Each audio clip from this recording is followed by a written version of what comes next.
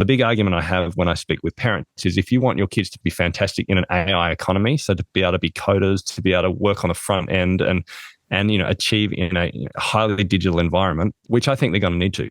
Our kids are going to need to be great at technology. The worst way to set them up is to give them a brain that can't focus, that has no attention, and the inability to actually problem solve for themselves.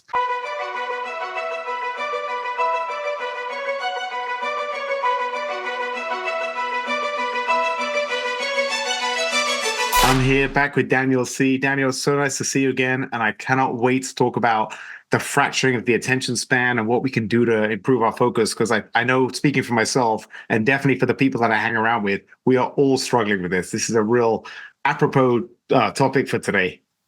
Oh, sorry, I wasn't concentrating. What were you saying? No, just joking. Hey, it's really good to be it's just really good to be here, Lawrence. Thanks for having me back on the show. So, Daniel, obviously, I know, we've spoken a few times. I know about your backstory, but what were you doing even before you wrote your first book about making space and the problems with technology? What is your background? Yeah, that's probably good to go back. I mean, I've done, I think, one or two interviews with you over time. I reached out because I just enjoyed talking with you so much, to be honest, and it's a good excuse to catch up. So I used to be a physiotherapist. That was my first career. I think you might call them physical therapists in the States. And I became a clinician. I worked with lots of different patients, with amputees, with Vietnam vets, doing psychological physiotherapy, and then outpatients, which people would be aware of, and then moved into management. And what was interesting is becoming a manager. I ended up having, I think, 17 health sites, multiple staff, the kind of middle management churn of like 100 emails being squeezed from the top and the sides and below. And I really like it. I really enjoyed being a manager as opposed to a clinician.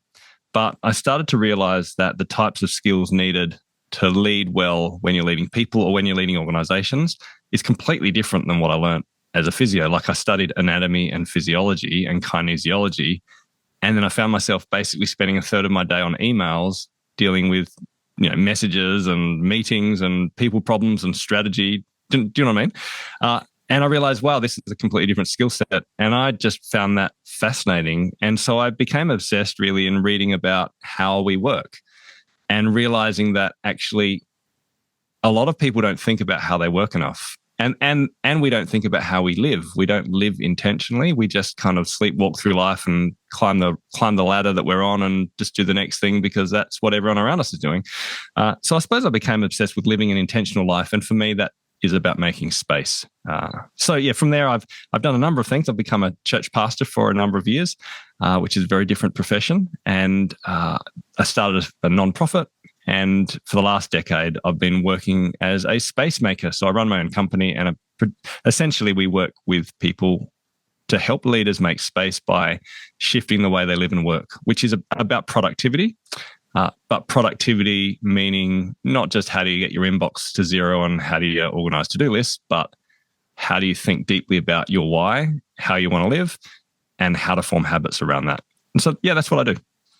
It's so interesting. So I'll tell you a story. I got elbow surgery 7-8 years ago. And when I went in for my post-surgery physical therapy, the guy that was working on me was fantastic. And he was telling me he was the manager, but he was just covering for someone who was out of town on vacation. So he was covering, but he's like, I never normally do this. He's like, this is what I wanted to do. I wanted to help people. I learned all about the body. And then I just got promoted. I'm running an office now, and I spend all day on the phone, behind my screen, writing emails, dealing with problems, not actually dealing with what I got into this business in the first place. And you just see it time and time again with people get into something they're interested in. And as they get promoted, in the end, it becomes a manager dealing with people problems. And that's a lot of time not what they wanted to do. So kudos to you for really figuring out, I want to live an intentional life. I don't think anyone listening to this or watching this would not want the same thing. I think we all want to live an intentional life.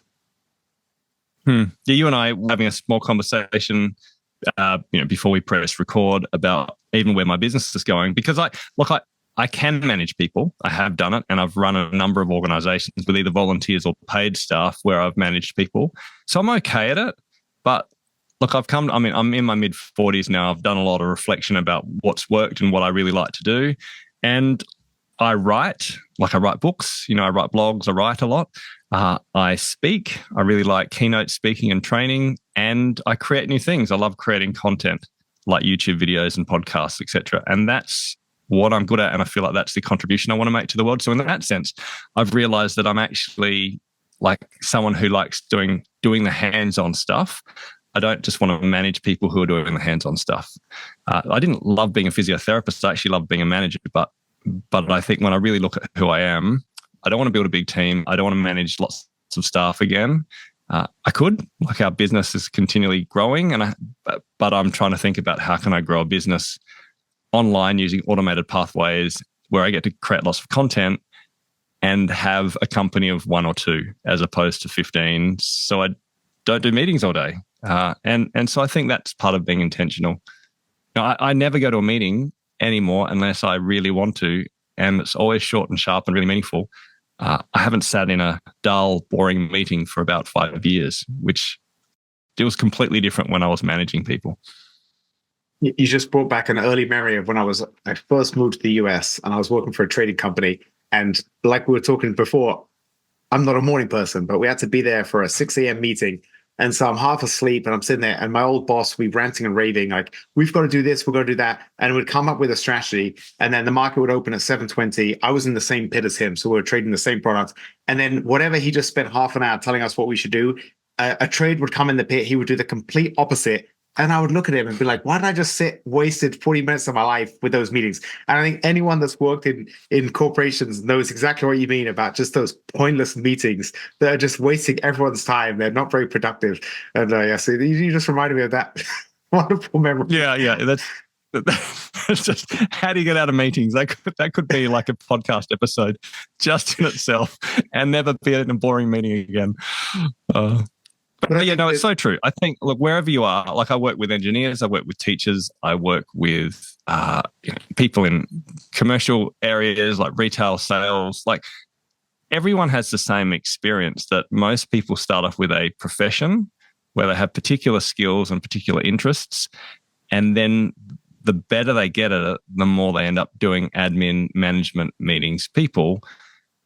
And that can really work for people. Like, as in, there are people who just love that stuff. I actually like being a manager more than I like being a clinical physiotherapist because it involves more strategy and more deep thinking, which I'm good at.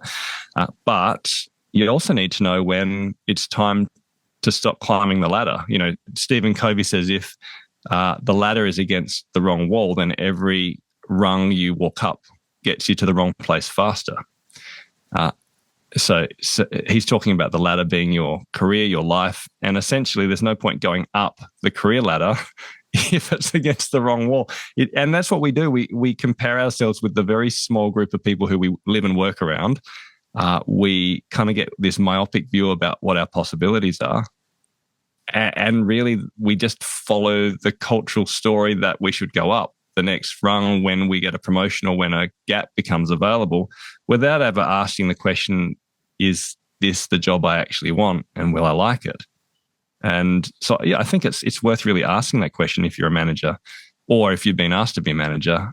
Is this the type of job I want, or am I just doing it because it pays more and it has more kudos? It's a very different question. Well, Daniel, that's why I actually wrote down when you said it, living an intentional life, because so like we're both the same age. You look like you're very fit and healthy. And I'm in my mid-40s and I've always prioritized my health as well. And so many people completely let themselves go just chasing that the status, the prestige, the money, and they only realize it when it's too late. They have like a health scare or something, maybe in their late 40s or early 50s, and then I don't want to say it's too late, but you've wasted 2 decades of your adult life climbing, the ladder of the wrong tree, or the wrong mountain. So I think I really love the fact we're starting with that, because so many people should because ultimately we have that. Most humans have that drive for always accumulating more. So before, when we were hunter-gatherer societies, we had the same mind as now, but back then we couldn't accumulate millions and millions of dollars.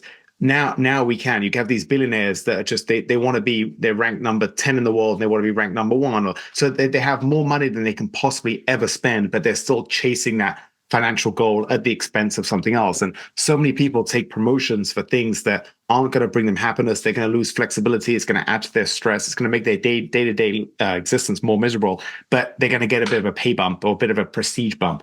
And it's so good to think about these things, because ultimately we only want to make money to be happy. So if the expense of making a bit more money is going to make you more miserable in all these other areas of your life, that's probably, you want to take that step back and really reevaluate. So I love the fact you said that. I just think it's so important, especially for our age, because we're at that age where we're not at the midlife crisis age, but we're at that kind of quarter life crisis age where you start to reevaluate, do I want to keep doing this, or do I want to pivot and change and do something else? So I find the mid 40s to be a very interesting age in most people's careers. Yeah, no, definitely. I remember hearing a podcast episode by Cal Newport, who, I'm a bit of a fan of Cal Newport, the computing professor who wrote Deep Work and a bunch of other stuff, a productivity consultant. But someone rung in and said, look, I'm really happy in my job. I love what I'm doing. I can't remember what field they were in, maybe engineering, but I've just been offered the management job, and it will be more hours. I'll be doing a lot more admin. I'll have teams to manage, and I'll basically have a worse work-life balance, but no one else wants to do it, and it just seems the right thing to do. What would you recommend? He went on this rant. I wish I could remember the episode. I've never laughed so much. I was at the gym and actually had tears rolling down my eyes. But he basically said to her, so kind of what you're telling me is you have two choices. You have this great job and it pays enough and you really love it, but there's this other job that you can get and you become a manager and you make a bit more money. But essentially, it's like if you take the job, you'd have to deal with, let's say, Joe Rogan kicking you in the balls once a week for the rest of your life. And he just went on, and it was like, oh yeah, when you put it like that, that's kind of funny, but we don't really think about the job. When I look at, there's a good book by Patrick Lencioni, and he wrote a book, I think it's one of his recent books, it's called The Motivation, I think. And basically he talks about CEOs, and he says that most CEOs want to be a CEO because they just want to get to the top of their organization. The same thing as we're saying, right? But when they get there, they don't actually think about whether they like doing what a CEO does. And so the whole book actually describes what a great CEO actually does as a job description. And he says 5 things. I can't remember them all, but he basically says that a CEO has to be really, really good at running meetings, because they spend all day just running meetings. They have to be really good at having really hard conversations with people to improve their behavior. So to basically have tough conversations to improve the way in which people are living and acting, so that's in line with the values and objectives of the company. He says that, so basically conflict conversations. And he says managers have to be really good at casting vision and living that out. Look, there's a few other things, but essentially he's describing someone who's in meetings having conflict constantly and taking ownership for the problems of the organization. When you look at it that way, it's like, well, it's not a very fun job. Yeah. Like, you need a particular personality type to really enjoy coaching, training people, having hard conversations and being in meetings all day. And yet people become CEOs just because it seems to be, I'm a CEO. Yeah, I was going to say, it's on that career trajectory, and it's just like assumed, like if you work at a law firm, you're going to work your way up to partner, and then you're going to have all these, it's kind of like the CEO of a big law firm, or all these different things. And I think one thing that I really am grateful for is when I was 24 and I started my own business. And ever since then, I've been self-employed entrepreneur, and I've realized that that's not like, I'm not looking to build a massive team and have 1 million people calling me and bothering me with issues and conflict resolution. It's trying to find that balance. I don't know what the balance is. I think it's a constant recalibration of where you're at in your life. But I know now I have you're further along than me in parenting, but now I have a 3-year-old. I have a new appreciation for time. I feel like when I'm a late dad. So when I was in my late 30s, the difference between 37 and 39 didn't really impact me at all in my mind. It's just like, I'm just getting older. It's not a huge difference. 39 to 41, it's not a huge difference. But then suddenly you see a newborn turn into a toddler, and you're like, man, that year's flown by. I'm never going to get that back. It gives you much more appreciation for time. And so then when you start really thinking about time, you do want to live more intentionally, and you want to make sure that the things that the society and people around you just assume you're going to do, like the natural progressions, you should pause and take a step back. So I really love the fact that you've had that same mindset. Yeah, no, definitely. And I know you live intentionally, which is why I enjoy having conversation with you so much. And maybe it might be worth getting practical, because it's easy to say, well, don't get stuck into this place. But at the same time, you want to continue building your career profession and to keep expanding your horizons over time. And this is a different conversation than I thought we were going to have. But if you're happy, why don't we keep going? Does that sound okay? Yes, definitely. Yeah, I mean, so practically one of the things I've realized with my business, so I started a business. It's a training, essentially, it's a productivity training organization. It started as that. So I started to teach people how to get their inbox to zero, how to manage online to-do lists, how to organize their time. And then it became keynote speaking and other things like that, but essentially a productivity business. But I soon got to the point where I had too many clients for me. And then you end up with that conversation with yourself or others. Okay, the work's there. Do I just get people to train my stuff? And a lot of what I do is cookie cutter now. So I can train people to train. I can train trainers and then they can start to do the business. But when I reflected on that, well, I would then be making myself a manager and I would have to expand the business. I would have to grow a larger business in order to pay for the admin to manage the different staff members, and I'd have to have more systems. Does that make sense? Like there comes a critical mass when you go that route where you have to build enough to be a manager of your team, essentially. And I don't want to do that. And so another idea is what I see in medicine, where instead of building a business that has a brand and you end up selling that business, what you can do is you can become more like an orthopedic surgeon, a consultant. Now, if you look at if you go to any medical consultant, they don't run their business particularly well. They just have enormously valuable skills and people will pay anything to see them. And they have one admin staff member, maybe a receptionist or someone who does their books. They hardly do any branding and people turn up because they run a practice as opposed to a business. Does that make sense? Yes. And so I've decided, well, I'm going to build a practice instead, which means I'll do the stuff that I'm good at.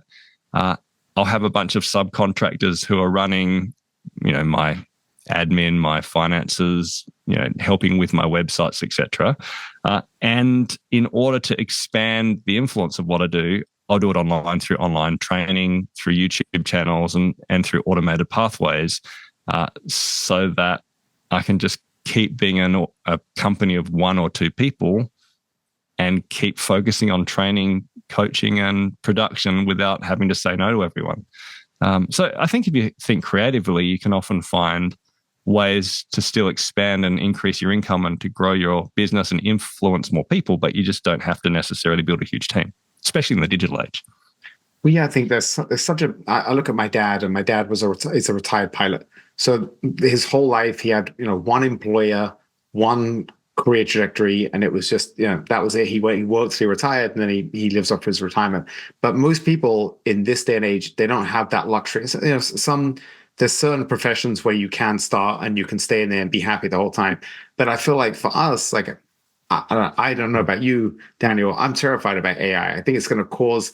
We're already seeing so many crazy, fraudulent things in real estate through AI, and I think it's going to get to a whole nother level. So I worry about kind of the negative side of AI. I think it's just going to exemplify a lot of the problems that we're seeing right now with technology, and it's going to make a digital age so appealing to young people. It's like, why would they go out in the real world when they have a more fun digital age in their living room? So that really scares me. But I just think we're close in age, and we really have lived through everything. I mean, I remember when I was in high school, if I wanted to call a girl from school, I'd have to call the landline. Her dad would ask, like, what do you want with my daughter? Oh, I'm a friend from high school, and you go from that to now all the way to now, the new Oculus headsets and everything, and who knows where we're going to be in 20 years. So our particular generation has lived through some crazy changes. And I know a lot of people that I know, there's the big changes going on in the US with real estate in my business. And a lot of my friends, there was some things that just happened the last few weeks. A lot of my friends are kind of freaking out. And there's one thing that I'm really happy with the mindset that I have is I know the future is going to be very unpredictable and uncertain. And I can't even imagine what it's going to be like in 5 years and 10 years and 15 years.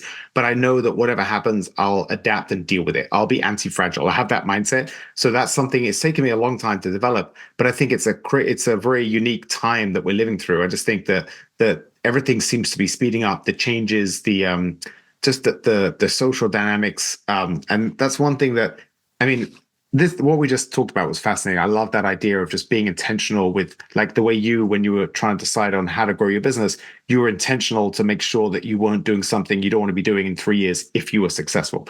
But in terms of what you're passionate about, I feel like you see this massive problem that people have with just this, very few people have the kind of attention spans that they used to. And it really bums me out. I'll be honest with you, Daniel. I used to have incredible focus, and I used to love I was a raw reader. I still am a reader, but I used to be able to read these big, long books and just focus for hours and hours and hours.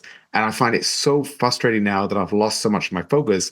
And I use the excuse that I'm in real estate. And part of the thing that you have to do in real estate is you have to be available. You always have multiple properties and multiple things, and multiple coordinate with multiple people. And I can be away from my phone for an hour here and there if I get myself set up right. But it's very hard just to not be tied to technology. So it's something that I see, and I'm thinking, I didn't grow up with a cell phone, and I'm really struggling with it. So with my 3-year-old, I can't even imagine the struggles he's going to have with this. So I just think it's such an important topic. And I'm so glad there's people like you that are talking about it being a big problem. And then obviously being the creative person you are, you're thinking about solutions to it too. Yeah. I'm fascinated to hear more about your story about this, actually. So okay. To go back a step, I've just released a podcast series called the Spacemakers, but it's a 10-part series about the fracturing of our attention and how to regain our focus, which is partly why I reached out for this conversation.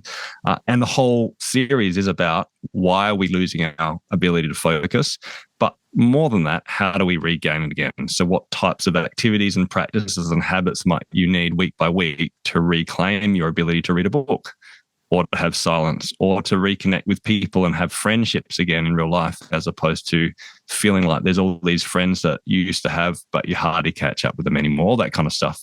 But I'm interested. So what are the things that you think, and it's multifactorial, but what are some of the things that you think have shaped your loss of attention? I think it's because I use my phone for work. I can, in between, I get a lot of messages, whether it's text, calls, emails, all day. So, and 7 days a week. So in my brain, in my rational side, I'm on my phone for, here and there for a big chunk of time. And I'm rationalizing it like, I'm doing work. But I'm just like everyone else. I have buddies sending me nonsense memes, and I'm in silly group texts with friends sending me nonsense and jokes, and and then in between sending emails, maybe I'm playing on, I'm reading some article that is just wasting my time and playing with the internet because it's right there. And I think there's something about the ease of distraction being, have everyone having this supercomputer in their pocket. It's too easily distracted. And, I'm a happily married man, and there's a reason that I don't go out and get drunk and go to bars till 3 a.m, dancing with young, attractive women, scantily dressed. Like, I don't want that temptation. I don't want to put myself in that environment. And I feel like it's, unfortunately, with the phone, I feel like there's certain professions, like my friend's a dentist, and when he's doing a complicated 2-hour procedure, his phone's in the other room, and his work is precisely helping him reattain his focus, right? Because he's got to put the phone in the other room. His work is about being focused and practice. But my work is kind of making me more distracted because I'm constantly juggling all these messages. And I found that one of the reasons I love going on vacation, I always read a lot on vacation, and I try not to get the Wi-Fi on the plane. I get a coffee, and I like to read books on planes. But I also love, like, if I'm in a warm place and I go to the beach with my wife, I'm not gonna bring my phone. I'll make sure that I don't need to be in contact for 3-4 hours, and that gives me so much freedom. And my wife always says, like, "Baby, you never know, you might need it. Please take your phone." I'm like, "No, I gotta take a break."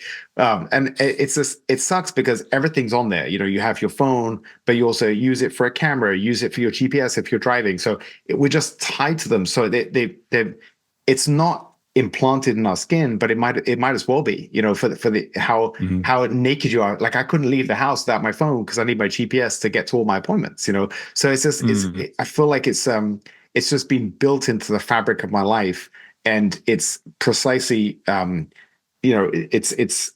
it's making me more distracted, and it's taking me further away to the person I want to be. And I want to be a very calm, centered, thoughtful, rational person. And when you have, you look at your phone and you've got all these red lights blinking at you and people trying to get hold of you, it's kind of taken me away from that. So that's one of the reasons that when we first connected, I really liked the fact that you wrote your first book, and I love your message because I just see it in myself. It's like, I want to work to fight against this as opposed to let it carry me to a place that I don't want to be. Yeah, and I mean, it sounds difficult. I haven't worked in real estate, so I'm not 100% aware of your pressures, but it does sound hard where part of your core job is to be available, to take calls, to be interruptible essentially, and to be present when customers or clients are needing your services, or bankers, or procurement, whoever you're talking with. Exactly. But at the same time, what you're saying is because of that constant openness to distraction and notifications and interruptions, it's drifted into, well, now I'm allowing the attention merchants of Instagram and CNN and exactly whatever game you're playing, or whatever Substack you're listening to, reading.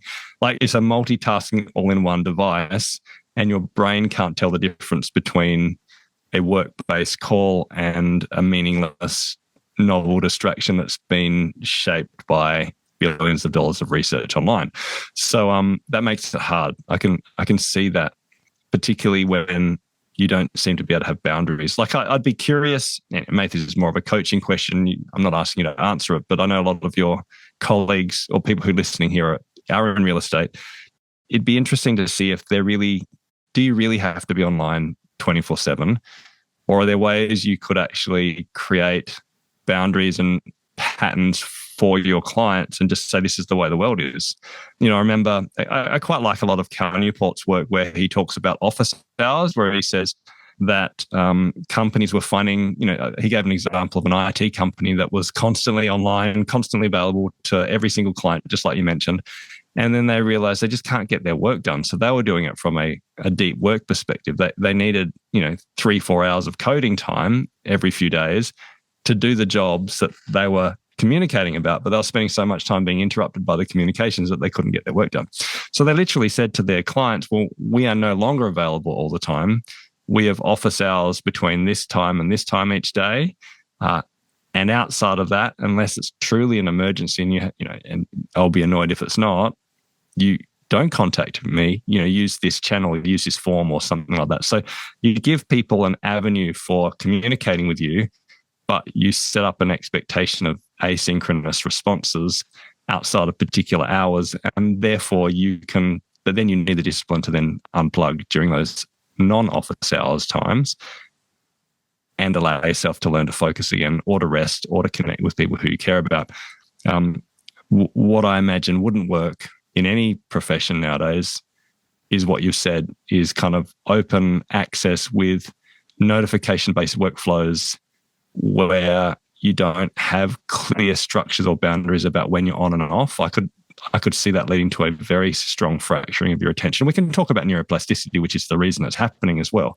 But you've talked about the phone. We haven't talked about why the phone does that to us. But I don't know. Are there any? And I'm not saying that there's an easy solution because I'm not in your profession, but I can hear the problem. That's all I'm saying. A lot of wisdom there, and there's definitely some of that applies, but I'll give you a perfect example. There was a building that was great for a developer, a friend of mine. It had great numbers. It would have been a perfect building for him to rehab and sell. And it was a multiple offer situation. We ended up getting it, but it had to be a cash close in 2 days. And so the amount of scrambling you go from signing an offer to actually closing in 2 days, there's probably 100 steps. And I've got it was a very complicated, it's called an assignment. So I had 2 different sellers where there was like a middleman seller, the seller, and then my friend who was the buyer. So I'm juggling the 2 sellers and the buyer, 3 attorneys, all the logistics that go with it. His money guy, he was getting like a hard money loan with a lender. So I got all the finance guys as well. And it's just, there were so many moving parts. And so that's just one example. But during those 2 days. But that's like a project. So I'm a project manager by trade as well. So that's like a project go live. So you might say during go live for 2 weeks, you hardly sleep. You're available all the time. You might even take stupid meetings at ridiculous times in the day because you're trying to close something. I completely get that. And therefore office hours wouldn't apply. Right. But you're only talking about, That's just one of many. But any time I might Okay. have, do you see what I'm saying? That while that was going on, I also had another closing. I also had like a 3 unit building that I was getting leased out. You have all these other things. So I was just giving you one example. So when you stack like a lot Yeah. of stuff, a lot of people are just, and this is a sign of today, where I always laugh. If I go to the gym, I try and, I might glance at my phone every 20, 30 minutes, but I try and that's me time if I don't have anything, urgent. So during a time I might be getting an hour workout in and not looking at my phone, I might have the same guy shoot me a text, have 2 missed calls, a voicemail, and an email. Hey, call me. And it's like, obviously I'm busy. So just, you could have just called once, send me a text like, hey, call when you're free. That's it. But we're so used to getting hold of people that a lot of people are like that. They're almost anxiously, annoyingly bugging you when it's obvious that you're in the middle of something you can't talk, and they'll send you, all. Oh yeah, I mean, people around us have definitely got that expectation. Yes. The question is, can you accept?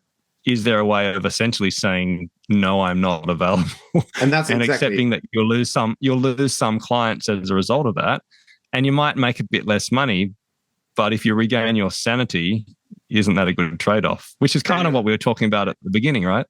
100%. And I'm so glad you said that, because I had a very, very wealthy investor client that's done a bunch of business with me, and I was so happy because I fired him. And he had a very charming, nice side, but he was definitely had some serious narcissism and bipolar issues, and he would just he would just cause me so much stress. And I was like, you know what? I don't need this in my life. I don't care how big these checks are.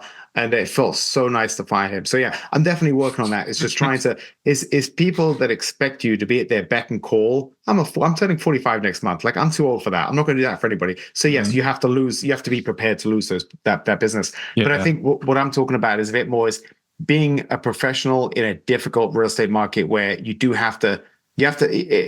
it's definitely harder than some professions, but I could also definitely do a better job, that, like what you said. And it's definitely something that I am working on. I really appreciate you saying that, because that is wisdom. I would love to. And I'm not really asking just for you. Obviously, I'm asking as a general sense of, let's talk into this profession.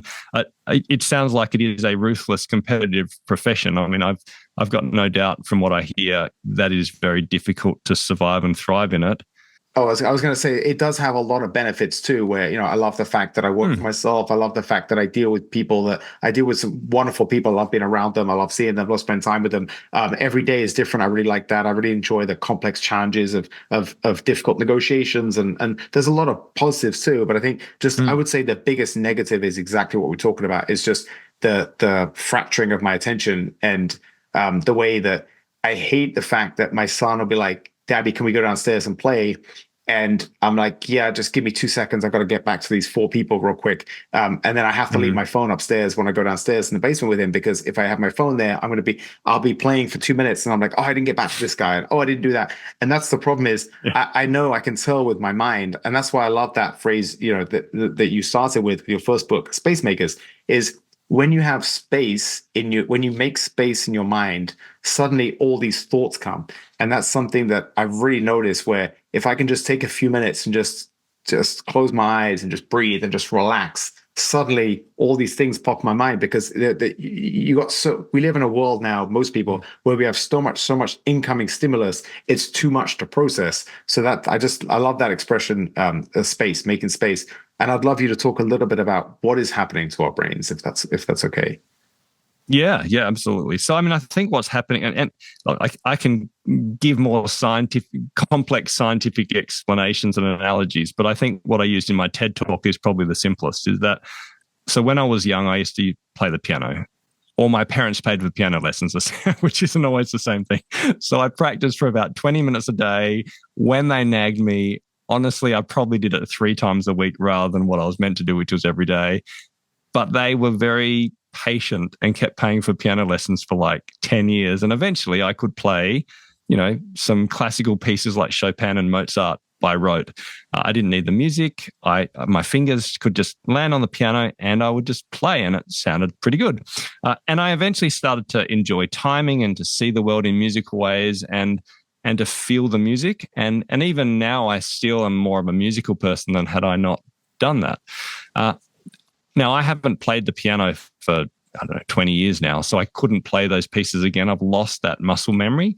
But what was happening is that was an example of neuroplasticity, where by repetitively doing something like practicing a piece of, Mozart, neurons fired in my brain, pathways developed, and I became able to think and act in a particular way. Okay, so that's neuroplasticity, that the brain changes based on what we habitually do.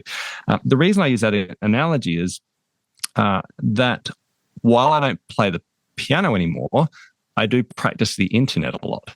And I would practice the internet. The average Australian adult practices the internet 9.4 hours a day, and office workers up to 12 hours a day once you add up all the different phones and devices and TVs and smartphones, like everything. Now, I could easily be online for 9 to 12 hours some days. Like I really could with my roles, with my training. And that's practice. And I think, imagine if I had practiced the piano 9 hours a day, 7 days a week, what would that do to my life, and how would that impact my brain? Does that make sense? Like it would be, I'd be able to play anything, and I'd be incredible at music, and it would shape so much of how I saw the world. And not only that, I probably wouldn't be able to be that fit or have great relationships or do other things because I'd be playing piano so much. So it makes like you can't take out 12 hours of every day doing one particular activity and expect that you have a rounded, balanced life as well, right? And so when I look at, it's a very simple analogy. I'm not going into the neuroscience of how the internet is shaping our, prefrontal cortex, but I think it's a simple analogy that we are practicing a particular skill, and the problem with that particular skill is the apps and the design of the devices we're using are designed to shape a particular type of outcome. So you've already described it. The iPhone or the smartphone is essentially built on one big idea. It is a big multitasking device that has multiple things running at the same time, where it's never switched off. It's constantly connected. And the idea is you can move from one thing to the next thing to the next thing all simultaneously. And it does it so beautifully that we all have one, right? And we shape our life around it. The problem is when you use a multitasking, fractured attention app on a regular basis, or once you're moving from one thing to the next thing to the next thing, particularly a notification-based type of workflow where bings and sounds and flashing lights are shaping what we do day by day. Once you do that and practice that for 9 hours a day, well, what's going to be the consequence for your attention? Pretty obvious, isn't it? You're going to start thinking in fractured pieces. You're going to lose systematic thought. Instead of having a deep, long, thoughtful conversation thread, like what happens with a long-form book, you'll end up having multiple short-form arguments, and you'll have like a Twitter-type brain, an X-type brain, whatever we call the thing now. Does that make sense? You'll think in kind of small, simplistic sound bites. You will require novel stimulation just to continue, and your brain will change. And therefore, when you take the phone call from the client and then put it down, your brain still wants to have that next dopamine hit, that next novel stimulation, even if there is no client. And therefore, you find it harder and harder to do some of the things that matter. And the cost is huge. I think the cost is we're damaging communities and relationships because you need to have the ability to be bored, to have hard conversations, and to be uncomfortable if you want to have true relationships with people and have community. It's damaging our focus and our ability to do deep, meaningful work. So our workplaces are getting busier, more reactive, where we're taking on more and more and more, but we're doing less important work. And you see this with Microsoft Teams and Slack in the workplace. We're kind of taking that neuroplastic drive for more notifications, and we're just flipping it into workplace tools. And the last one is, deep reflective thought, which is about the inner life. It's about knowing who you are, what matters, and having the silence and stillness to reflect on how you work and how you want to live, which is the kind of moral conviction you need to live a truly intentional, healthy, valuable life. So the cost of losing our attention is huge as well. But it all starts by what we practice. Yeah, it's a bit of a long spiel. Does anything connect with you from that idea? That was amazing. And Daniel, I liked you before, but I like you even more now because we share a very similar story. My mom promised me, I grew up with dogs and I always wanted a cat when I was young. And she said, if you play the piano for 6 months, I'll get you a cat. And I played for about 6 years. I never got a cat. But it was the same thing. I never enjoyed it. It was always kind of forced. I didn't practice enough. I remember every week they kept paying for these damn lessons. And every week the guy kind of looked at me like, obviously, you have not practiced the last 6 days. You maybe practice too if you're lucky. So, Yeah, half an hour of practice a week yeah. at like $100 an hour. But you know what's so interesting is I remember by the end of it, I played a couple of pieces like you from memory. I was really good. And it was so depressing because I remember about 15 years later, I jumped on a piano with an ex-girlfriend and I thought I'd impress her. And I started this piece and I'd completely lost it. And it's just a good reminder that like anything, if we don't practice it, we lose it. And that's something that I really struggled with when I was young. When I was young, I wanted to just tick the box and be done with that and feel like I've accomplished it. And now I'm older, I realize that every single day there's certain things that I have to do. Like exercise is one, or being intentional and guarding my mind against negative thoughts or whatever it is. It's like it's not something you can do and be done for the rest of your life. You have to do these things every single day. But what you said is so true. You're right. Every time I look at my screen time on my phone, I'm always shocked, and I always have the excuse that part of my job is on the screen a lot, and it's the one aspect of my job that I don't like. What I guess the feeling you get when you've been staring, like I'm lucky and unlucky. I had incredible vision when I was young. And now in the evening, I normally wear reading glasses because my eyes get fatigued. And that's normally like if my eyes get fatigued in the afternoon, I know I've spent way more time on screens in the morning than I should. And I always try and put my phone down, put my laptop away and do something for an hour or two to give myself a break. It's like my body telling me you've been looking at screens too much. But it's tough in the sense that the world does seem to be moving towards more and more screen time for more and more professions. And I don't really see this changing. And before I became a parent, things didn't really bother me as much, Daniel. I always thought, I pretty much know who I am and what I want to be. And not that my life's perfect, but I'm convinced that I'm going to figure it out. But the thought of raising him in this environment is terrifying. I see the pull for kids of screens. And, it would be easy for me before as a parent to be at dinner with a friend of mine or with a girlfriend and see a young couple with a kid, giving them a screen and be like, Jesus, they're not doing a great job as a parent. And then as soon as you're a parent and you've had you're completely frazzled, you had a long day and your kid's screaming and if you just give them a screen, you'll get some peace for a little bit, you do it as well, So it's something that's a constant battle that I'm dealing with as well is the idea of me being an addict with technology and screens, and then not wanting my son, to go down that route until he's a bit older. I listened to a great, I can't remember his name, a great author. I think it was Jonathan Haidt, maybe, and he was saying 14 should be the earliest kids should get smartphones, and kids. Yeah, these and days ideally 16, he would say. Yeah, I did. Okay, 14, but ideally 16. Yeah, and the big debate was, well, if everyone in his school when he's 10 has it, you kind of have that peer pressure to get it. Whereas if a big chunk, I think he was saying 30% of the class doesn't have it, then you're going to be okay. So that's actually, Daniel, this is one of the reasons I moved. My wife and I moved an hour south of Chicago to a different state, Northwest Indiana, and I'm surrounded by farmers. And I have two friends that live on the same street, and one of them has two boys. And the oldest, I think, is 14. And you just see he's outside. He does jujitsu. He's like riding dirt bikes. He's playing outside. Like he lives the kind of a lot of similarities between the youth that you and I probably lived, as opposed to these kids in the rich suburbs of Chicago where they're just stuck behind screens all day and then they almost never leave the house and go outside and play. Yeah, look, and that's great. That's an intentional decision, isn't it? Like when your tribe is addicted to something that you don't want your kids to be addicted to, you might have to actually move and find a different tribe. I mean, because the environment impacts us so much. One of the things I've written a book called Raising Tech Healthy Humans, which is about how do you set up your kids with smarter tech habits, and essentially how do you slow down with technology. Because you and I are having an adult conversation about the fact that we struggle with being online too much, but that's an entirely different conversation from a child who doesn't have a formed prefrontal cortex and mature brain. Okay, so we get confused with that. While we might struggle with being online too much, and we might even get to the point where we have what might look like an actual internet addiction.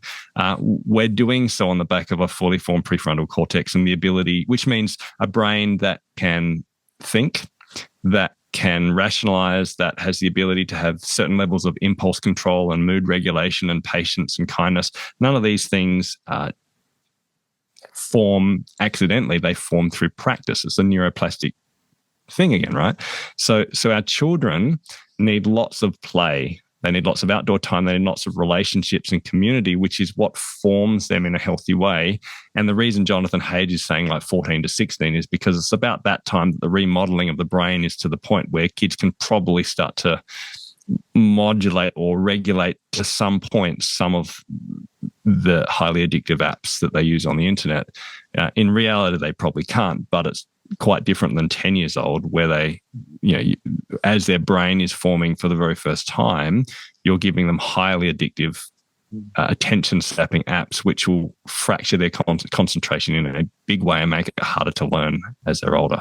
The big argument I have when I speak with parents is if you want your kids to be fantastic in an AI economy, so to be able to be coders, to be able to work on the front end and achieve in a highly digital environment, which I think they're going to need to. Our kids are going to need to be great at technology.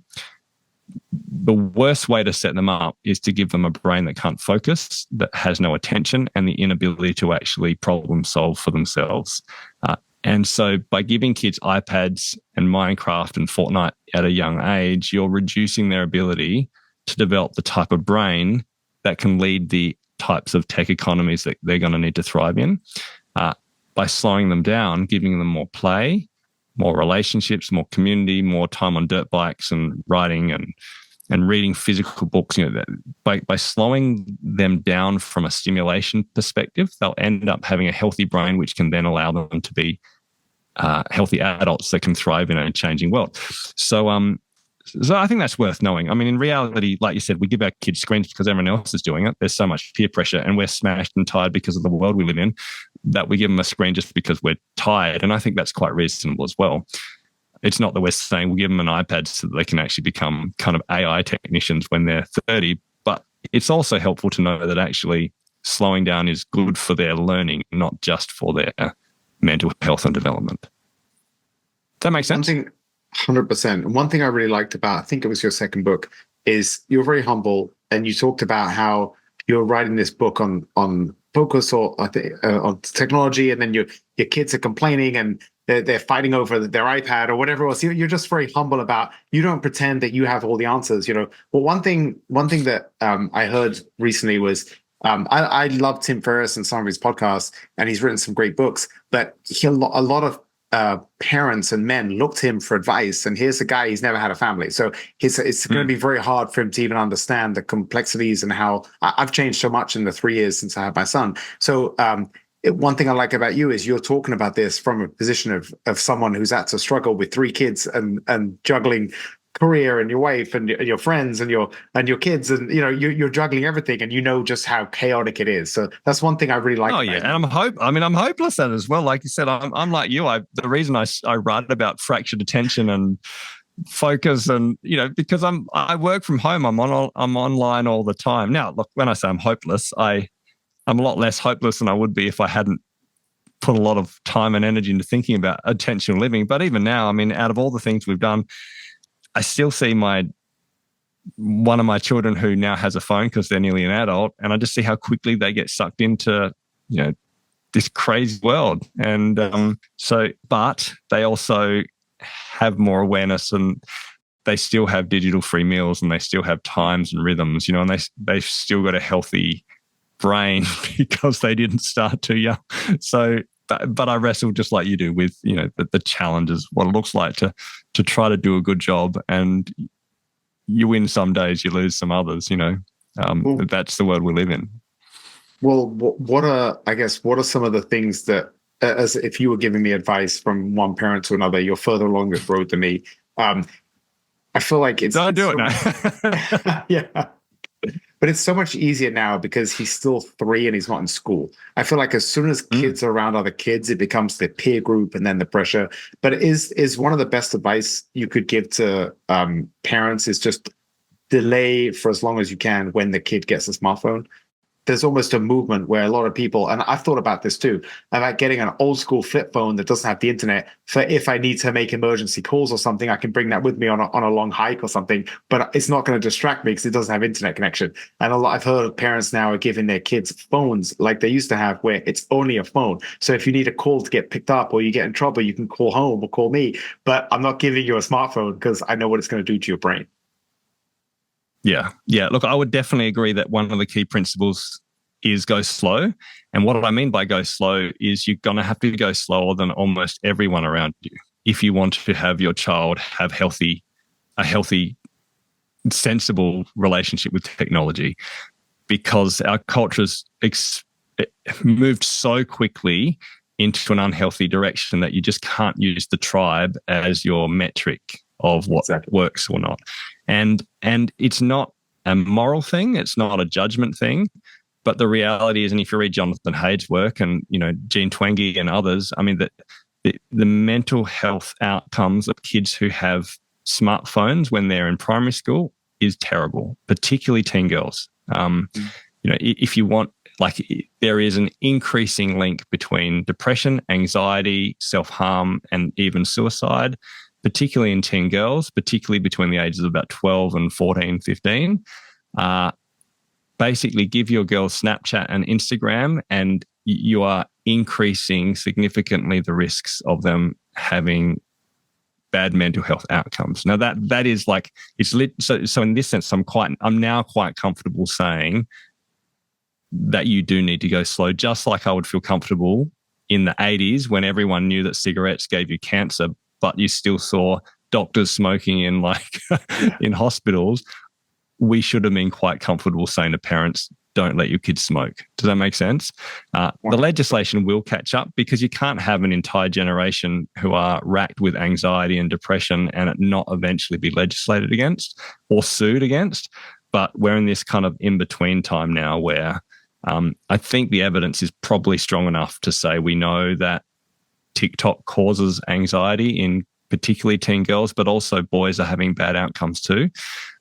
And therefore, we actually need to keep our kids away from this stuff because it is just bad for them. And that doesn't even count what I think is the biggest issue, which is the solitude deprivation and the lack of focus and concentration and attention that is harder to measure. Anxiety and depression is easier to measure, but that's the end of the assembly line. At the front of the assembly line is the fact that you can't concentrate. You've lost your love for the breadth and depth of life outside of a screen. You've lost your in-person relationship skills and community, which leads to the mental health issues that we're seeing. So look, that's the bleak picture. I don't want to leave it there because I wouldn't say I'd start with my first principle being go slow. But since you mentioned it, I do think go slower than those around you is unfortunately one of those things we need to do as parents to do what's right. Well, you mentioned the tribe, and I love that. One of my favorite quotes is, it's no measure of health to be well adjusted to a profoundly sick society. And I think on every I'd be very curious to know the metrics of the US compared to Australia, but I know in the US, we're leading in most of these negative things, right? Like addiction to SSRIs, suicides, violent crime. There's so many negative things, depression. There's so many negative things that seem to be happening to the new generation. They just seem like such a mess. They're so fragile and they're so delicate and they get offended by everything. And it's like, man, how are you going to survive in the world? So there seems to be a lot of very smart people are very, very worried about it. And I love what you said about the legislation always takes longer to catch up. And smoking is the perfect example, isn't it? Yeah. And look, we're seeing bad mental health outcomes in every Western country where teens get access to high-speed internet and social media. The US seems to have do a particularly good job at creating teens who are struggling. So your metrics would be a little bit stronger than in Australia, but you see it in Britain, you see it in New Zealand, you see it in Canada, you see it in Denmark, even you see it in the UK. That in every single Western country where teenagers, and particularly teenage girls, have high-speed internet and access to TikTok and Instagram, they have bad mental health outcomes.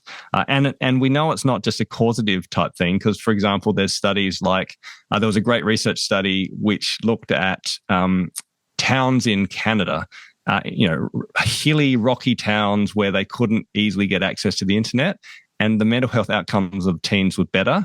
And as soon as high-speed internet entered those towns, within 3 years, they had the same outcomes as the rest of the country. So it's not just a correlative. It actually looks like that high-speed internet and social media causes these issues because you have before and after situations like that. That's the bad news. But I wouldn't ever start with go slow. I think that is a principle you need to take. I mean, if you ask me the question, what advice would I give? I would say I would start with the end in mind. And the end for me is, what is the greater yes that you can say to your kids? I do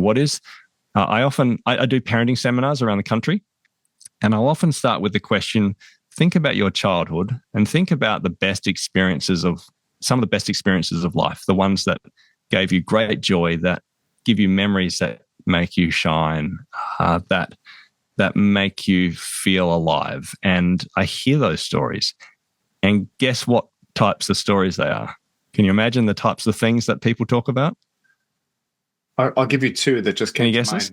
Well, when you say that, I'll give you two that just came to mind. One is hiking with my dad, brother, and my German Shepherd dog growing up, and the other one was going to visit my grandparents in the south of France and walking on the beach with my brother and just skipping stones in the sea, and just it's exactly, you're outside in nature and you're connected with people.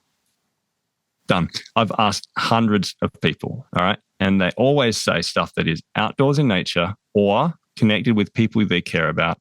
Freedom is often one that's mentioned. We got to do things that made us feel free. So, we went out by ourselves without our parents and we did stuff, which is really adventurous and fun. Or spiritual, where there was some kind of deep personal connection with nature or faith or God, or and maybe the other one would be where they did something that was brave or challenging and they pulled it off. Or even if they didn't, they still are glad that they gave it a go. You know what I mean? So, but it's always about relationships, resilience, outdoors, spirituality, community, right? None of that is the same when you die and respawn on Fortnite. And falling down and coming off of your bike and getting back up again and having your parents hug you is a completely different idea than just getting another reset. And so when the reason I start with that is I think we need to get back to our vision for a good life. What's the type of life we want for our kids? What's the greater yes that we can emphasize? Because you'll never really win if you're trying to focus on what you don't do.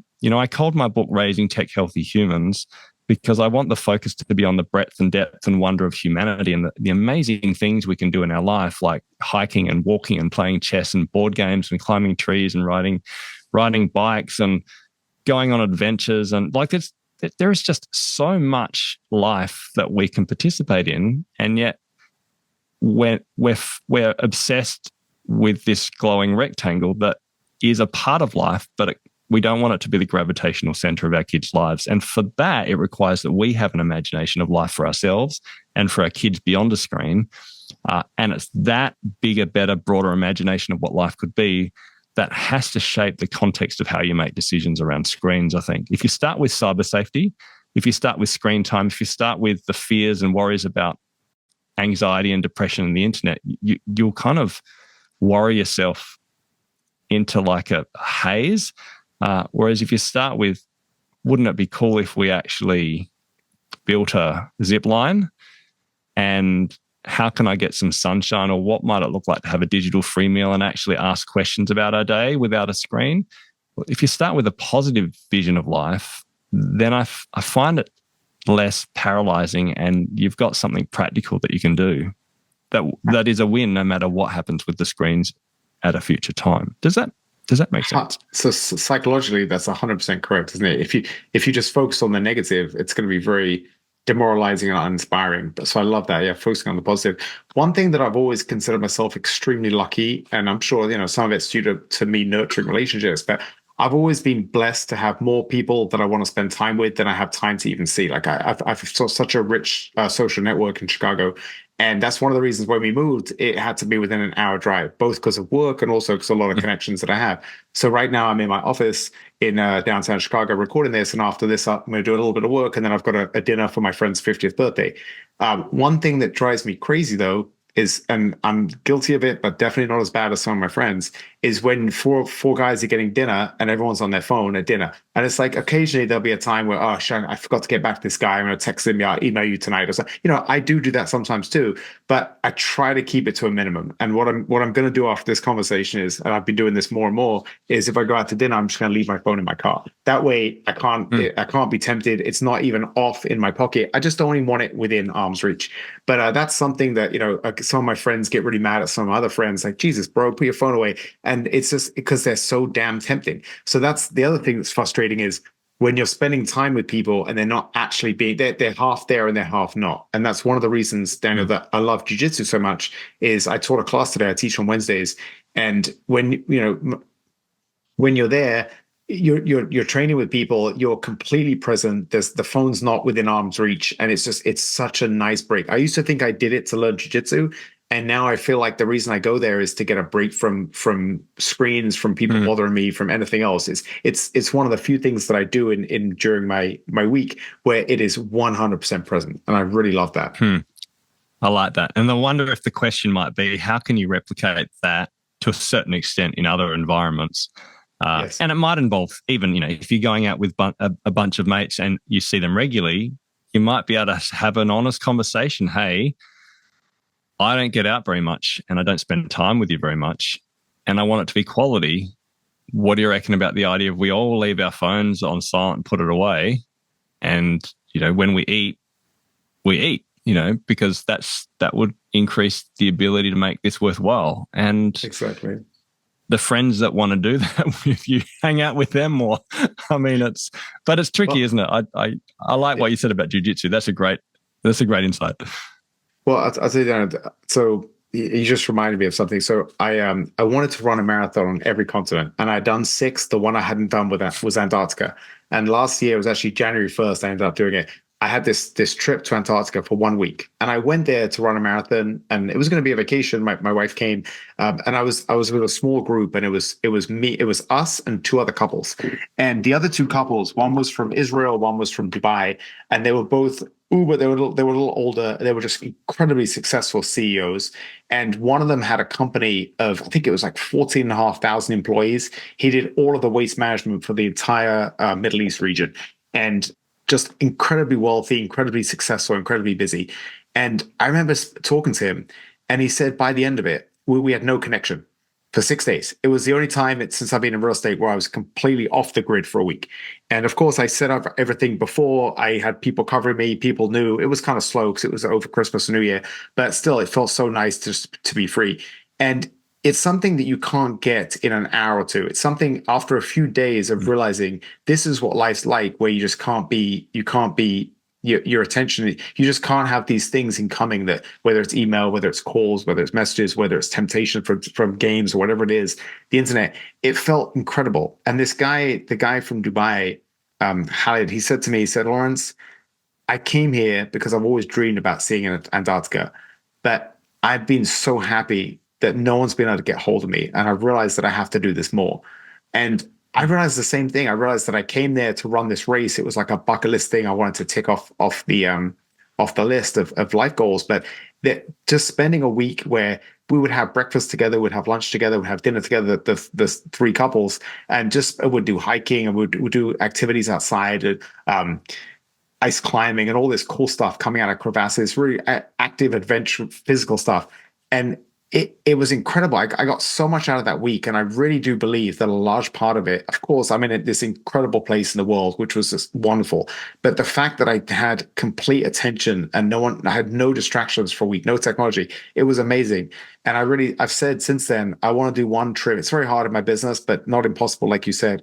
And I want to try and do one trip over kind of that time of year, Christmas, New Year, when it's slow. I want to try to go to some remote place, 1 week and just completely get off the grid. Because I really think it's so healthy. And I just know how I feel on a day where I'm very, very busy. And yeah, maybe I'm making money, but I'm just tied to technology the whole day versus a day where I'm outside for hours and I'm in nature and I'm not being distracted. I'm with my family. I know exactly what you're saying. And I just want to be more intentional about trying to build that more into my life. And it's not easy, but I really do. I love everything you said, Dan. I really do. I couldn't agree more. And I'm just so grateful there's people like you talking about this stuff because, like you said, if the whole tribe is kind of going towards a cliff and we're all going to fall off, it's so easy just to kind of go along with everybody. And it's people like you that take a step back and say, actually, this is crazy what we're doing. You know, there's a lot more to life. And look back at your childhood memories and look back at the things that mean a lot to you. It's not when you spent 4 hours behind a screen doing something. And look, I think maybe, we should probably finish soon, I imagine, but I'm not sure I know how to change anything at a big level. I don't have the ability to change legislation. I don't have the ability to change the business model of Silicon Valley tech companies. There are smarter people than I am fighting those types of causes. But what I think I can do, and I've seen it work, is create a micro community that looks and feels a bit different. So, we have dinner once a week and we've done it for years and years with, about 15, 20 people. And we don't use tech, or it's very, very low tech. We're actually just eating together and hanging out. If people pulling out their phones, start habitually pulling out their phones during the dinner, we'll be like, hey guys, this is remember the phone free type thing. And it kind of sticks. Do you know what I mean? Like, what I've done with schools, it's including, the school that my own kids go to. I've got my book, and because it's independently published, I did it that way so that a school can buy, 300 copies at cost price. I just give it away. They put a logo on it. The principal will write a foreword and we'll do a kind of a schools edition. And then if every parent gets that book and then they get a free e-learning course that I've created about raising tech healthy kids, you can get 30% of parents who say to their kids, you don't get Snapchat until you're 14 years old, right? And then you get that Jonathan Haidt kind of microcosm where actually you're not the only kid who doesn't have a phone when they're, in primary school, which is in Australia. I don't know what you call it in America. I forget. Does that make sense? And so I think it's possible to look at your particular community and to be very thoughtful about how do you shape the culture and conversations of that community so that we can be change agents even in the broader kind of craziness of advertising and billboards and, social media. And I really believe that even if you start with 2 or 3 families and you met regularly with them, have these conversations and then create a space, like you said, like a mini Antarctic space where no one brings their phones during that time or they don't check it, outside of particular emergencies. If you can say we go bushwalking once a month or we go bowling and we don't use our phones or, we have a meal on a Sunday. Does that make sense? Like you can create these mini microcosms of 2 or 3 families that become 10 families that become a whole school. And that's the way I think we can be proactive and shape the path. And if I was to look at my kids, and I think they have pretty healthy tech habits and they're 16, 12 and 16, 13 and 11 now, I think the number one thing that we did right is give them a community out of everything, actually. And that's because community is so powerful in shaping beliefs and habits and values. And that was simply by practices like eating a meal without tech with 15 people for 10 years, which was an effort. I'm not saying that wasn't an effort, but I reckon the payoff was way higher than the effort. Yeah. That idea of community, I mean, again, that's exactly why we moved to the small town where we moved in. Is you have that community feel. And I love what you said. I mean, you and I are not legislators. We're not in the Senate. We're not writing bills, and hopefully that will catch up eventually. But what we can do is we can affect those around us, and I'm definitely going to be more intentional. And you inspire me, brother. You really do. I really appreciate you and your work, and I love the fact we're connected and when we're friends halfway around the world from each other. But I really do. I appreciate what you do, and I love seeing your work and seeing you. Going on this journey. So I'll leave you the last word, Daniel. If you have, I'll put links, however you want people to find out about this course that you're just putting out and learn more about your work. Yeah, that'd be great. Look, if you're a parent and you've listened, it might be I'd love you to grab my videos. I think you can get 5 free videos which cover some pretty important stuff, like when should you give your child a smartphone and how would you do it when you do. I think I talk about other key aspects that we've already discussed in this podcast. So that's at raisinghumans.au. The AU is for Australia. If you just go to raisinghumans.au, you can get those free videos. And obviously, the whole course is like $50 Australian. So it's, I don't know, $30 American. It's pretty cheap. So that could be really valuable. Yeah. And of course, look, I've got a YouTube channel which has a bunch of stuff around making space as well. And my podcast, The Spacemakers, will help you to regain your fractured attention one episode at a time. It's a 10 short, sharp episode series with like practical activities between each one, which is a bit unlike a typical podcast where literally I'll say between episode 1 and 2, I want you to spend 5 minutes outdoors without your phone and just breathe. Episode 2, we have an exercise where you write down 3 people you want to give attention to and do something small for them this week. And we build all the way up to, okay, this is how you create a life plan. And this is how you'll disconnect from the internet. And this is how you would refill your life up with meaningful activities that don't involve the screen. But it's like a program that happens over 10 episodes as a podcast. So look up The Spacemakers. It releases in mid-April. But yeah, I hope that's okay to give a few plugs on things. I think if people are interested, it's good for them to find out where they can get more info. I can't wait to watch those. And I'm a big fan, and keep doing what you're doing, Daniel. I really do appreciate you. Cool. Thanks, Lawrence. I appreciate you having me on the show.